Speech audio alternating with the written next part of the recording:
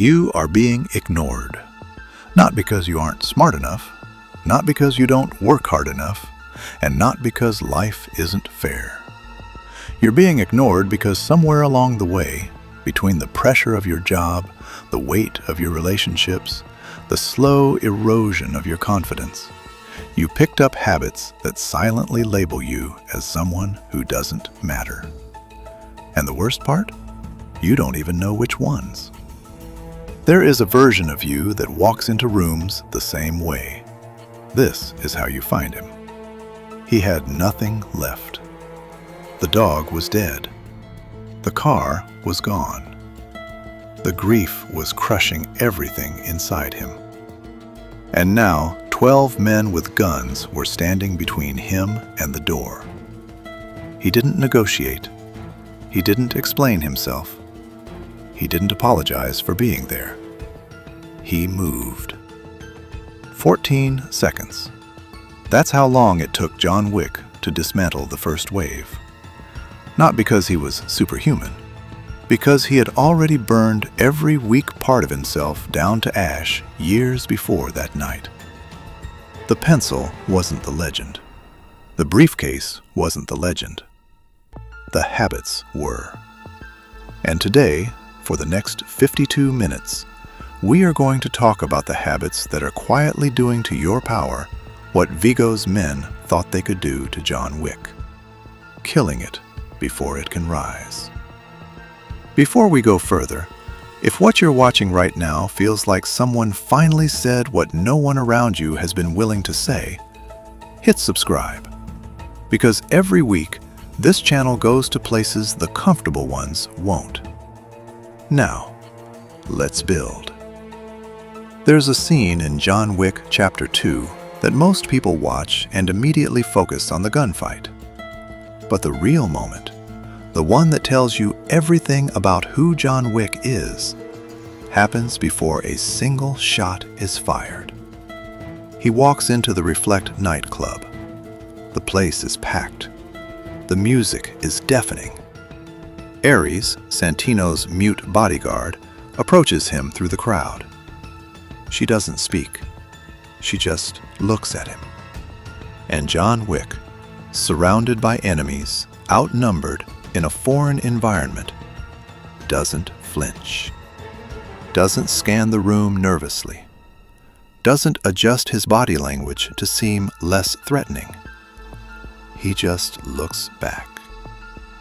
That silence between them carries more authority than a speech ever could.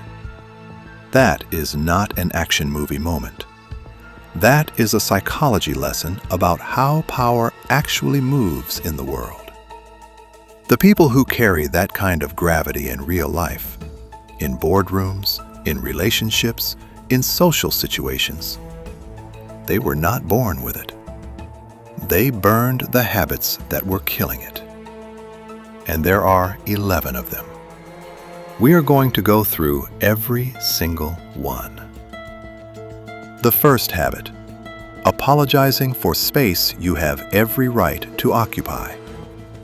Research from Harvard Business School, published in 2022, found that within the first 7 seconds of meeting someone, observers make 11 distinct judgments, including competence, trustworthiness, and status. 7 seconds. You don't have time for a resume. You don't have time for context.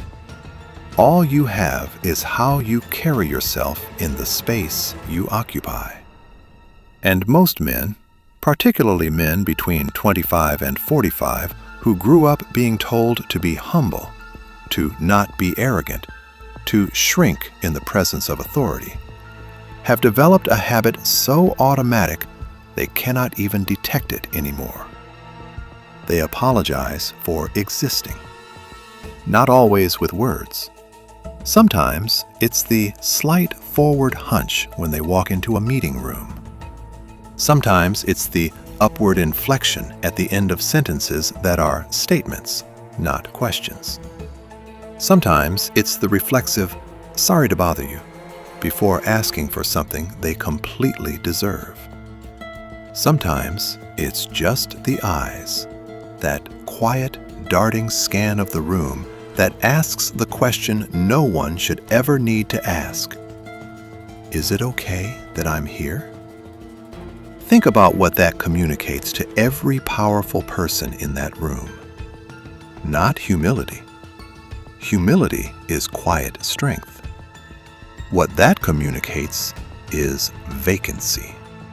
An open invitation that says, I do not believe I belong here. And if you don't believe it, why on earth should they?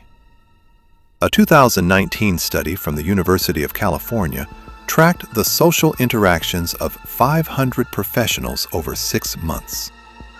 The single most consistent behavior of individuals who were passed over for promotions, leadership opportunities, and high-value social introductions was not poor performance. It was physical and verbal contraction, the habit of making themselves smaller in the presence of perceived authority. The correction is not to become arrogant. Arrogance is performed. Arrogance is loud because it is secretly afraid. The correction is presence, unapologetic, grounded, still presence.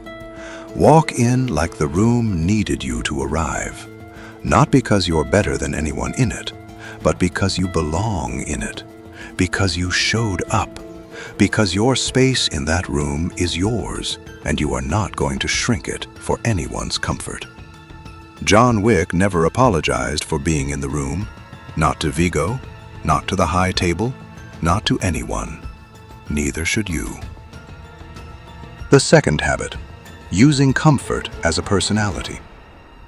There's a particular kind of death that doesn't show up on any medical chart. It happens slowly, over months, over years. It happens every time you choose the familiar option over the one that might reshape you. Every time you take the same route to work, order the same meal, have the same conversation, avoid the situation that might challenge you. It is the death of the version of you that was supposed to become dangerous.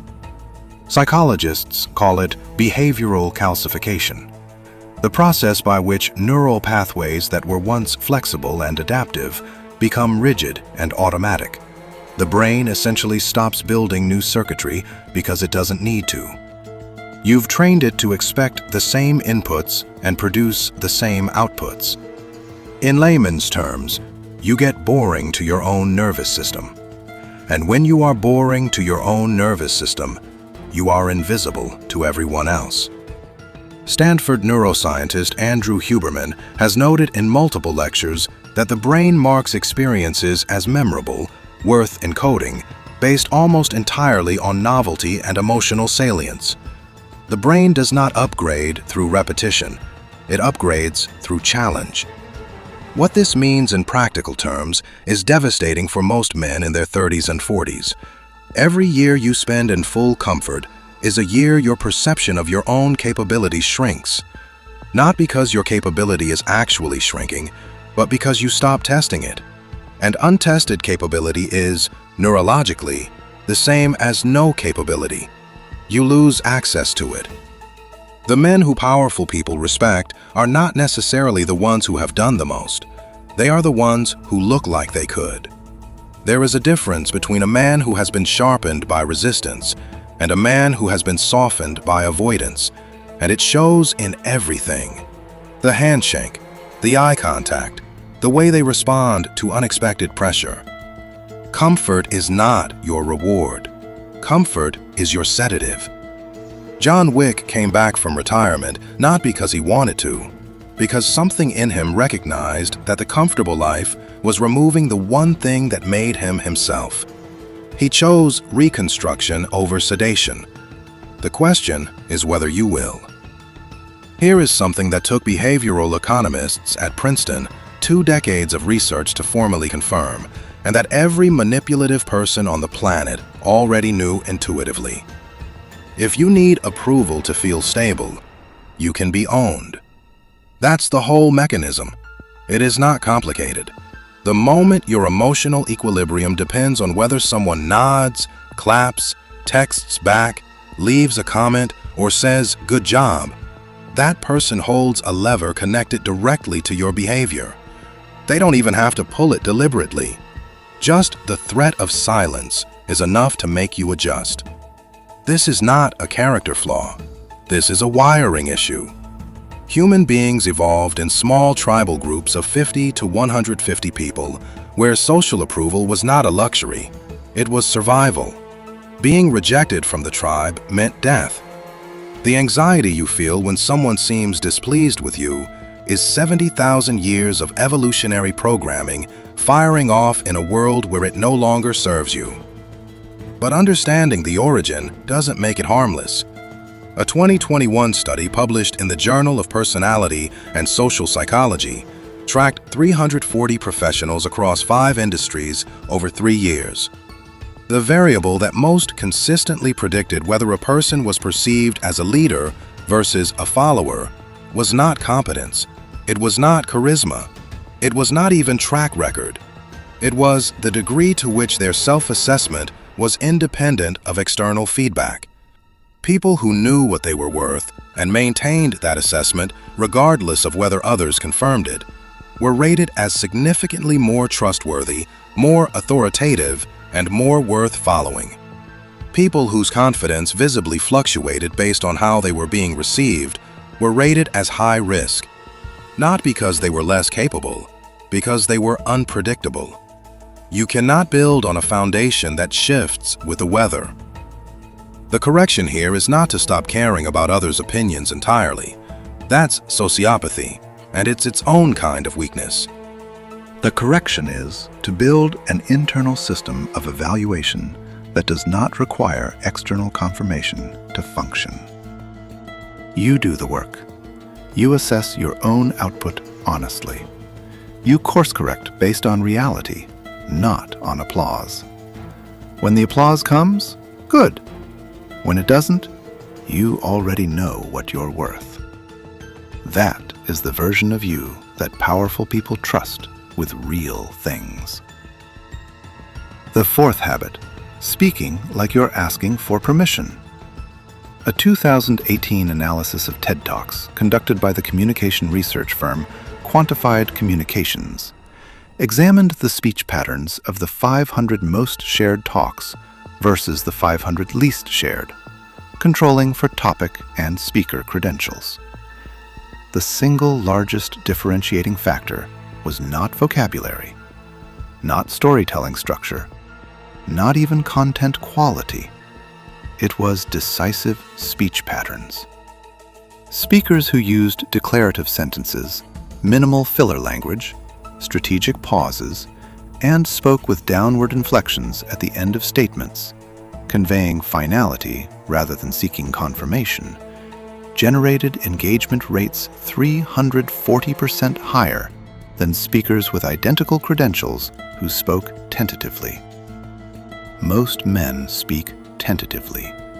They insert, "I think," "maybe," "kind of," "sort of," "I don't know," "like," into sentences that are statements of fact. They end sentences with rising inflection that turns everything into a question. They over-explain their reasoning before making a point, as if the point needs to justify its existence before it's allowed to exist. What this communicates neurologically to every listener is pre-negotiated surrender. You are not just saying uncertain things. You are signaling at a biological level that you do not fully believe what you are saying, and therefore, neither should they. The speech habit is fixable. It is fixable within weeks of deliberate practice, according to research from Columbia University's Language and Cognition Lab. The practice is this. For 30 days, remove 5 things from your speech. Remove "I think" from the beginning of factual statements. Remove "kind of" and "sort of" as qualifiers. Remove filler sounds, like, by replacing them with silence. Remove upward inflection from declarative sentences. Remove preemptive apologies before making a point. What remains is the voice of someone who believes what they are saying, and the world, without exception, responds differently to that voice. If you have made it this far into this video, something is different about you. You didn't click away. You didn't skim. You stayed. That's the first evidence that you're already beginning to choose differently. Hit the like button, not for the algorithm, but as a signal to yourself. A small act of commitment to the next 25 minutes. Because what's coming is where most men finally understand why the life they're living feels smaller than the one they imagined. The fifth habit, treating praise like currency you cannot afford to lose. There is a manipulation technique so effective and so ancient that it appears in the writings of Sun Tzu, in Machiavelli's The Prince, in Robert Cialdini's Influence, and in every sales training program ever developed. It is simply this: give someone something they didn't ask for and watch what they do. Most people, when given unexpected praise, recognition, or validation, immediately begin adjusting their behavior to keep receiving it. They're not even aware it's happening.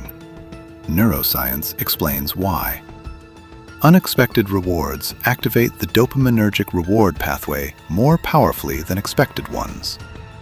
The brain encodes the behavior that preceded the reward as "do more of this." And suddenly, you are not making decisions based on your own values and direction. You are making decisions based on what earned the last compliment. This is not a theory. This is biochemistry.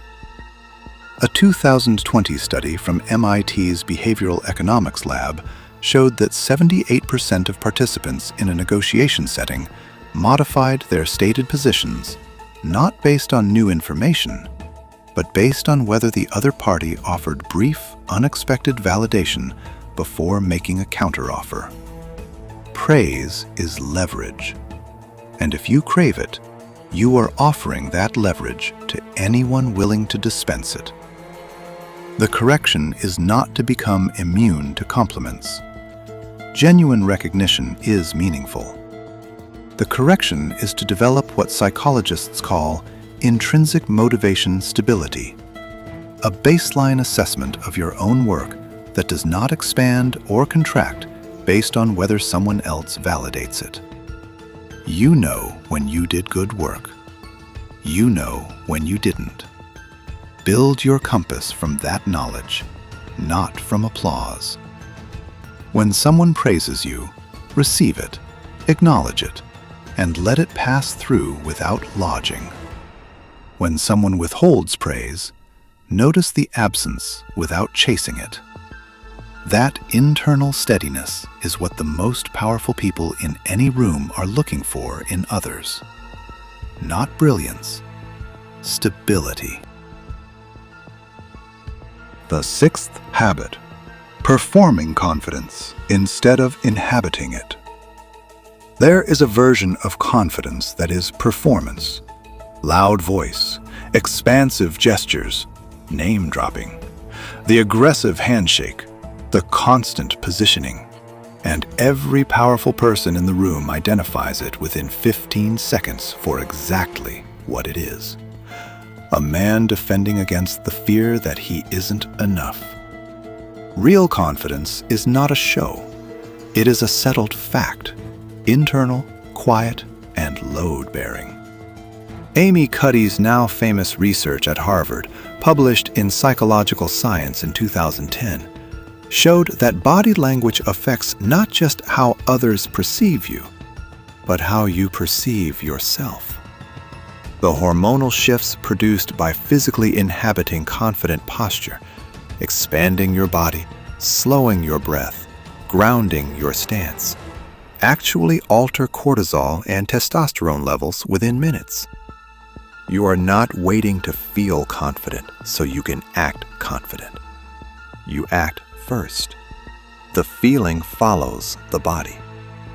But there is a deeper layer that the performance version gets wrong entirely. True confidence is not about being certain of outcomes.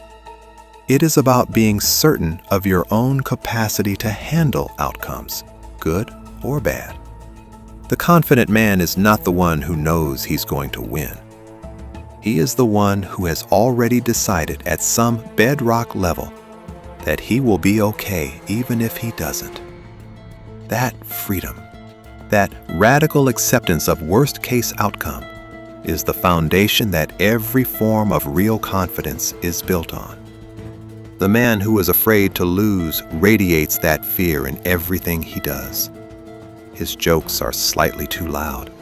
His agreements come slightly too quickly. His silences feel anxious rather than deliberate.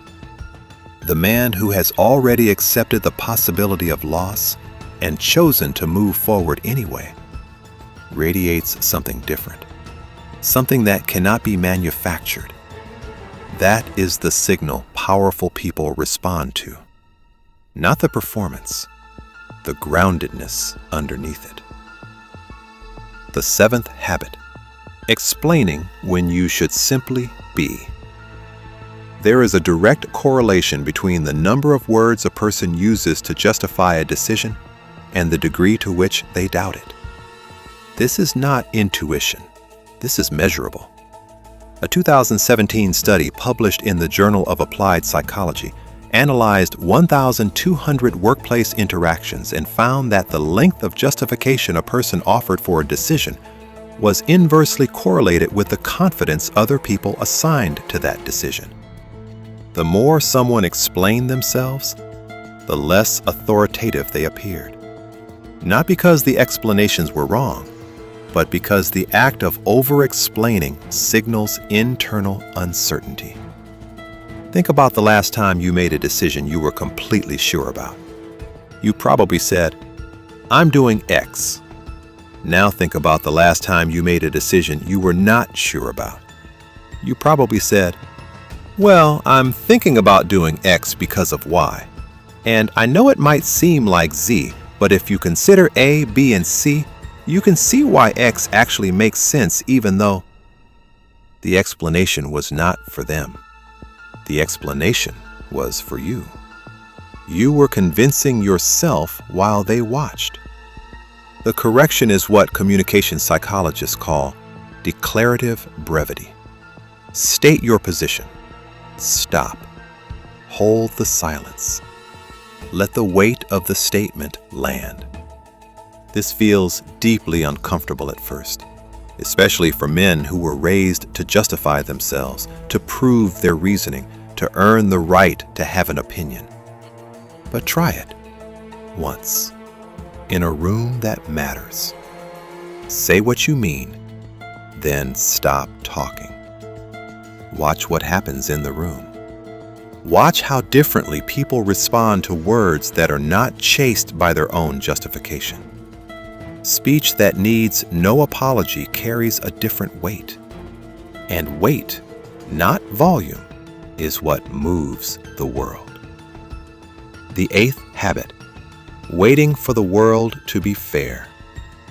A 2023 Gallup survey of 10,000 working Americans between the ages of 28 and 52 found that the most commonly cited source of professional stagnation was not lack of skill, not lack of opportunity, and not discrimination. It was what researchers labeled justice dependency, the belief that fair outcomes will naturally follow fair efforts.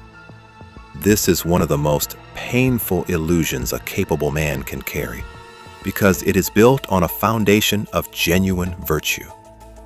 You work hard, you follow the rules, you treat people right, and you expect that the universe, or your organization, or your relationship, or your industry will recognize and reward that proportionally. It won't. Not automatically. Not consistently. Not because the world is malicious, because the world is indifferent. The world does not sort by effort. It does not sort by righteousness. It sorts by leverage, by positioning, by who moves decisively while others wait for permission. This is not nihilism. This is the most practical realism a man can develop. You don't abandon your ethics. Your ethics are your architecture. They determine how you build. But you stop expecting the universe to grade you on ethics alone. You assess the landscape as it is. You identify where leverage exists. You move deliberately. You build advantage through action, not through the quiet hope that goodness will be noticed. The men who powerful people respect are not the most virtuous men in the room. They are the most grounded, the ones who see the world clearly and operate effectively within it, regardless of whether it plays fair. The most dangerous transition a man can make, the one that changes everything, is the shift from "this should work" to "this is how it works." That shift is John Wick leaving the excommunicado status behind and building his own path to the high table. That shift is yours to make too.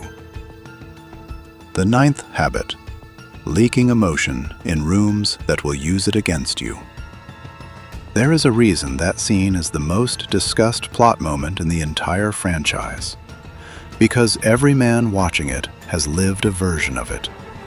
You trusted someone with your emotional reality, your fears, your wounds, your vulnerabilities, and they used that information in ways you never anticipated.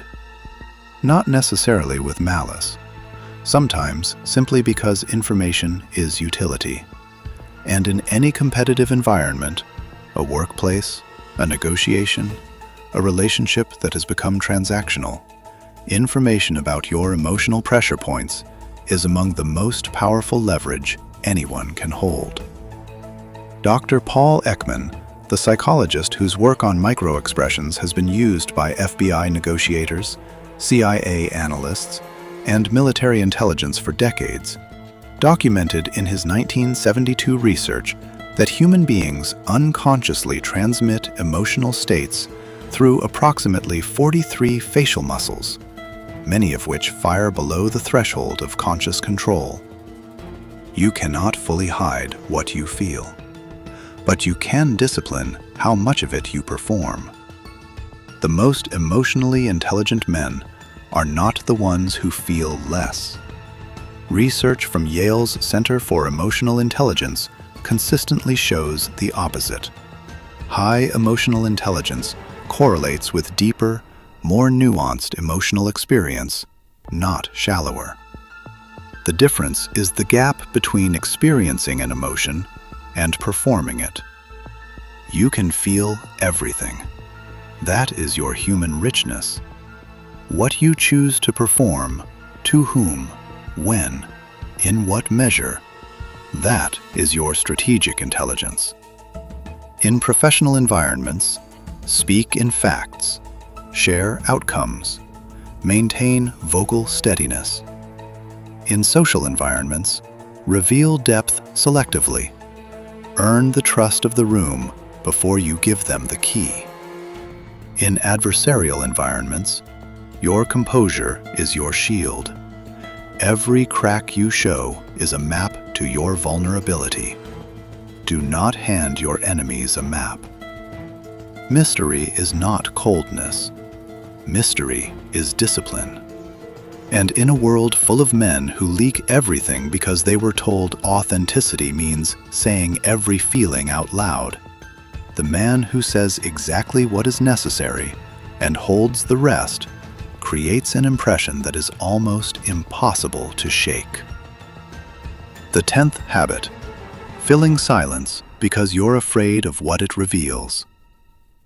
The average American speaks approximately 16,000 words per day. Communication researchers at the University of Arizona, in a 2007 study, found that the differential between those 16,000 words and the words of the highest performing professionals they studied was not in vocabulary or content quality. It was in the ratio of silence to speech. The highest performers spoke significantly less. Their words were selected. Their silences were not accidents. They were choices. In every high-stakes environment, negotiation, leadership, conflict resolution, first impressions, the person who speaks less controls more. Not because silence is inherently powerful, but because silence forces the other person to fill the void. And what they fill it with is information, anxiety, overextension, vulnerability. Most men talk too much because silence feels like absence, like something is wrong, like they are not contributing enough, not being engaging enough, not being enough. That anxiety is a habit, and the habit is expensive. The practical correction is this: in your next important conversation, commit to speaking 40% less than you normally would. Not by having less to say, by choosing what earns the right to be said. Before you speak, run the sentence through a single filter. Does this move something forward, or is it filling air? If it is filling air, hold it. Let the silence exist. Breathe. Let the other person move. You will be uncomfortable for approximately 90 seconds. Then something shifts. The person across from you starts working harder to reach you. They lean in. They invest. They begin to treat what you eventually say as more valuable because it has been made rare. Rare things are always treated with more care. Make your words rare. Make them land like John Wick's. The 11th habit: shape-shifting until you forget your own shape. The 11th habit is the most invisible one, and it is the most destructive. Identity drift. It happens so slowly that most men cannot identify the moment it began. It begins with reasonable adaptation. You adjust your personality in a new job environment. You soften certain opinions around a new relationship. You adopt the language, the humor, the values of whatever group you're trying to belong to. All of this is normal human social behavior. The crisis arrives when the adaptations compound. When you have been adjusting for so long, for so many different audiences, that you can no longer locate the original signal underneath the noise. You stand in front of the mirror at 37 or 43 or 49, and you genuinely do not know what you think about the most fundamental questions. What do I actually believe? What do I actually want? What kind of man was I trying to become before I started performing for everyone else? A landmark 2020 study from Stanford on adult identity development found that men who reported low identity clarity, uncertainty about their core values, beliefs, and self-concept, were 67% more likely to report chronic anxiety, 58% more likely to report professional dissatisfaction, and significantly less likely to be rated as influential by their peers. The most powerful thing you can do, more powerful than any of the previous 10 habits, is decide who you actually are, not who you perform, not who different rooms need you to be. Who you are when no one is watching and nothing is at stake. That man, the one underneath the adaptations, is either the most powerful version of you or the most neglected one. The work of your 30s and 40s, if you choose to do it, is excavation, removing the layers of performed identity until you reach the bedrock, and then building from that bedrock, outward, unapologetically. John Wick did not survive because he was the most skilled man in the room.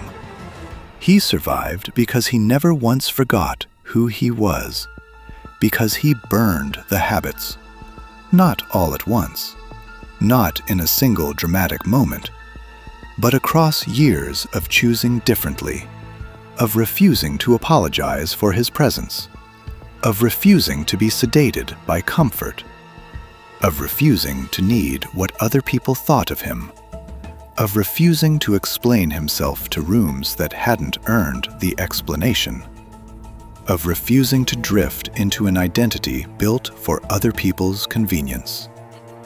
There is a moment in Chapter 4, and if you have seen it, you know which one, where John Wick has been given every reason to stop, every reason to make peace with limitation, every reason to accept the smaller version of himself that the world is offering. He chooses the stairs. He goes up. That choice is what this entire video has been about. Not the gunfights, not the mythology, not the suit. The choice to keep climbing when the comfortable path is right there. You are reading this, and something in you recognizes this. Not because you are John Wick, but because you have a version of those stairs in your life right now. A thing you have been avoiding because it is hard. A habit you have been maintaining because it is familiar. A version of yourself you have been deferring because the right moment hasn't come. The right moment does not come. You make the moment by choosing the stairs. A 2023 study from Yale's psychology department surveyed 2,000 men between 30 and 55 who described themselves as living below their potential. The researchers asked a single question: if you could identify the one change that would most transform your trajectory, what would it be? 81% gave the same category of answer. Not more money, not a better opportunity, not a relationship change. Becoming the kind of person who does not need permission to be themselves. That is the whole study of the 11 habits we just walked through. Every single one of them, from the apologetic posture to the shape-shifting identity, is a form of requesting permission. Permission to take space. Permission to rest. Permission to be praised. Permission to be believed. Permission to be accepted. Permission to be certain. Permission to be heard. Permission to feel. Permission to be silent. Permission to be known. Permission that was never coming because the only person authorized to grant it was you. John Wick is not a superhero. He is not invincible. He is not lucky. He is a man who, in the middle of the most catastrophic loss imaginable, decided at some unreachable interior level that he was not going to wait for the world to tell him who he was allowed to be.